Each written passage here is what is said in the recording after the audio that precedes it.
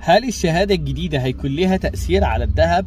هو بالفعل هيبقى ليها تأثير، أنا بالنسبة لي شايفه تأثير وقتي، وهترجع الأمور لوضعها الطبيعي. دلوقتي كل الفريقين إذا كان البنك أو إذا كان ذهب، الاتنين هيحاولوا يجذبوا العميل بالفلوس بتاعته للاتجاه بتاعهم.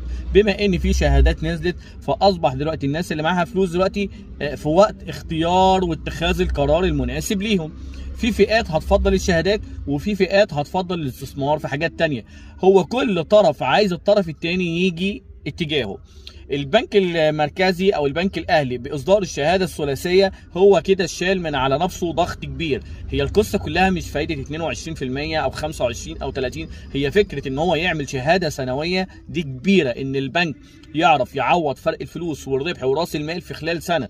فهو عمل ان هو ربط العميل فتره كبيره اللي هي 3 سنين، ويبدا ينقص في الفايده بناء على معدلات التضخم بالنسبه له، فهو يقدر يتدبر موضوع الفوائد ويقدر يشغل الفلوس، لان عنده مجال طويل الاجل الى حد ما، مش مضطر ان هو يستثمر او يطبع فلوس خلال سنه عشان يعوض المودعين. فدي نقطة إيجابية في قصة الشهادات، وقصة إن التضخم يقل بطريقة عكسية. ده حل من ضمن الحلول الإيجابية اللي إحنا ممكن نقول تمام. الذهب الوضع الحالي بيقول إن في ارتفاع غير مبرر، لأن حتى الدولار حتى لو اتعاوم كل المؤشرات بتقول من 34 ل 37، إحنا بنتكلم حوالي 3 جنيه زيادة في سعر الدولار الواحد، وده طبعا ليه تأثير على سعر الذهب. بالاضافه لكده سعر الأونصة يعتبر في توازن بقاله حوالي اسبوع، احنا بنتكلم في ان سعر الأونصة العالميه دلوقتي 1970 وبينقص او بيزيد كلام صغير، يعني ممكن نتكلم دولار او 2 دولار رايح جاي. طيب احنا دلوقتي ننتظر ايه؟ البنوك هتنتظر عدد العملاء اللي هيتوجهوا ناحيه الشهادات، وبناء عليه هيقرروا ميعاد انتهاء شهاده وبدايه جديده لشهادات اخرى بطرق اخرى على حسب لما قد ايه من السوق.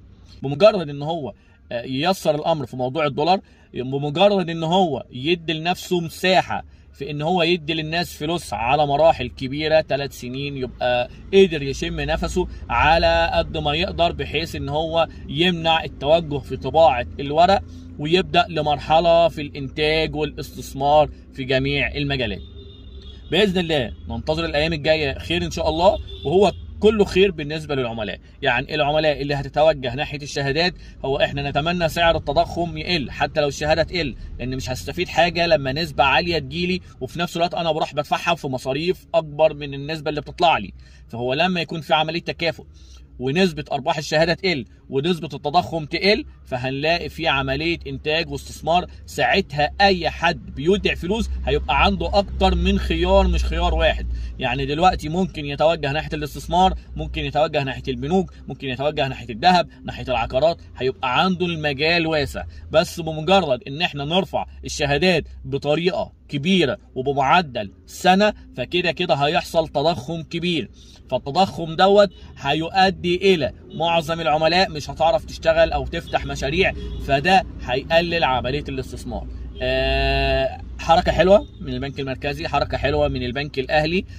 نتمنى الايام اللي جايه ان شاء الله التضخم يقل بنسبه كويسه. بالنسبه للناس اللي في حيره من امرها، ممكن تتابع اسعار الذهب لحظه بلحظه، ولما يوصل السعر لحاجه كويسه ان انت تقدر تشتري، او انت حاسس ان في توازن في السوق بين سعر الأونصة العالميه وسعر الدولار والسعر اللي موجود داخل مصر، ممكن تشتري وتبدا مرحله الاستثمار في الذهب.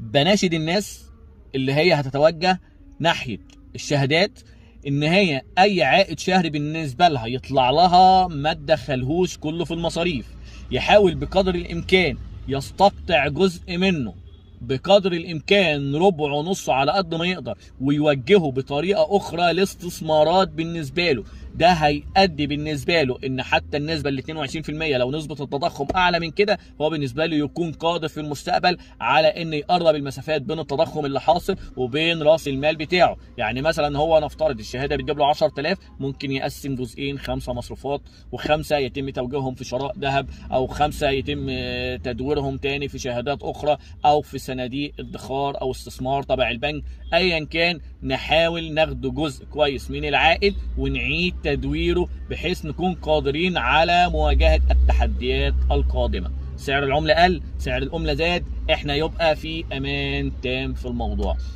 نتمنى باذن الله ان الامور ترجع احسن وافضل، وان مصر تتطور بسرعة ونتوجه ناحية الانتاج والاستثمار، وان شاء الله خير.